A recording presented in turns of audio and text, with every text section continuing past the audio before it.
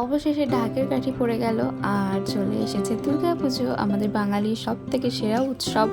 আমাদের মনের ভেতরে এই একটা দিনের জন্য আমরা অপেক্ষা করি, মানে কবে মা দুর্গা আসবে। 5টা দিন আমরা অনেক আনন্দের মধ্যে দিয়ে যাই। তো এটা ছিল তৃতীয়া, আর আমরা চলে গেছিলাম সন্তোষ মিত্র স্কোয়ারে।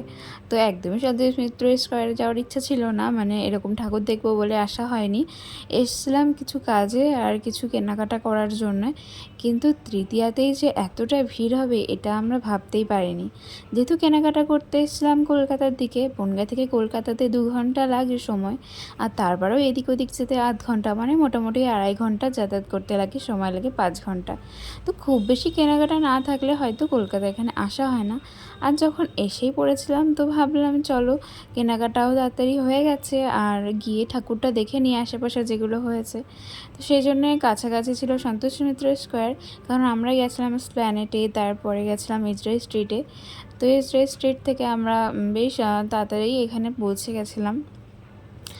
তারপরে তো এখানে এসে দেখি প্রচণ্ড ভিড়, মানে তৃতীয়া মনে হচ্ছে না, মনে হচ্ছে একদম অষ্টমী নবমী হয়তো হবে। এত যে ভিড় ভাবতেই পারছিলাম না, দাঁড়ানোর জায়গা ছিল না, ঠেলাঠেলি হচ্ছিল প্রচণ্ড। আর কয়েকজন তো আছে ভীষণই বাজে তাদের মানে চিন্তাভাবনা। তো সব রকম মানুষ নিয়ে এই ভিড়ের মধ্যে দিয়ে ঠাকুর দেখা শুরু হলো আর কি। এটাই আমাদের প্রথম ঠাকুর দেখা কলকাতাতে। এর আগে ঠাকুর দেখেছি, মানে এই বছরের প্রথম ঠাকুর এখানেই দেখলাম সন্তোষ মিত্র স্কোয়ারে। এর আগে আমরা গেছিলাম হচ্ছে কলেজ স্কোয়ারে, কিন্তু কলেজ স্কোয়ারে ঠাকুরটা তখনও মানে নিয়ে আসেনি, বা তখনও কলেজ স্কোয়ারের যে প্যান্ডেলটা ছিল সেটা উদ্বোধন হয়নি। তো এখানে যে আমরা দুজন অবস্থা ভীষণই খারাপ, শুধুমাত্র ক্যামেরার জন্য একটু দেখতে ভালো লাগছে, আসলে দুজনের অবস্থা ভীষণই খারাপ হয়ে গেছিলো ভিড়ের মধ্যে। আর সন্তোষ মিত্র স্কোয়ারের বাইরেটা যেরকম সুন্দর হয়েছে, মানে এলইডি দিয়ে যেগুলো করার চেষ্টা করেছে, আর ভেতরটা করেছে আরও ভীষণ সুন্দর, মানে চারিদিক সে একদম বাবলস সেগুলো পড়ছিল।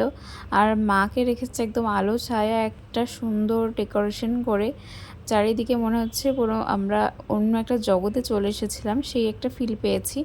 তো ওভারঅল ভীষণ ভালো লেগেছে, মাকে দর্শন করেও ভালো লেগেছে। আমার ভিডিওটা কেমন লেগেছে বলো।